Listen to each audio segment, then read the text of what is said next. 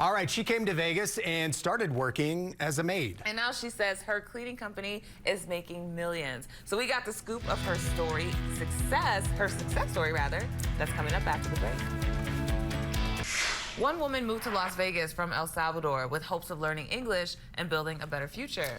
She started as a maid. Man, excuse me.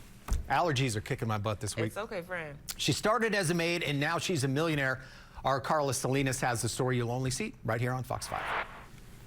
Claudia Meneses came to the United States from El Salvador in 2004. She tells me, like many immigrants, she came looking for opportunity, the American dream. Back in the day, the idea was to come and learn English and improve, obviously, the communication skills and, try to get a job and find my way. One of her first jobs in Vegas was working for a local family where she and her aunt worked as a nanny and a housekeeper, and it was the kids she was taking care of who helped her learn English. It was really cute because I will say something and they will try to understand and they will be like, no, you probably mean this. You have to pronounce it differently because you're saying it the wrong way. Meneses tell me she noticed that in the cleaning industry, especially among immigrants, long hours and low pay are all too common.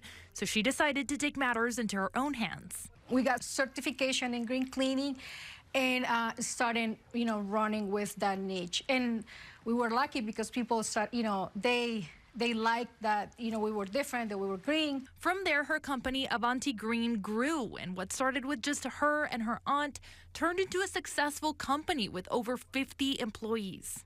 Last year, we brought in about 2.3 million, and this year we're projecting about 2.5, 2.6 million. But for her, she says the success is now helping others who were in the same position she was once in all those years ago. When I had cleaners come that they didn't, know English, they didn't have a car, and they've grown in the company. They learned to speak English. They, got their license. They've got, a car. So to me, that's the success. Carla Salinas, Fox 5 News Local, Las Vegas.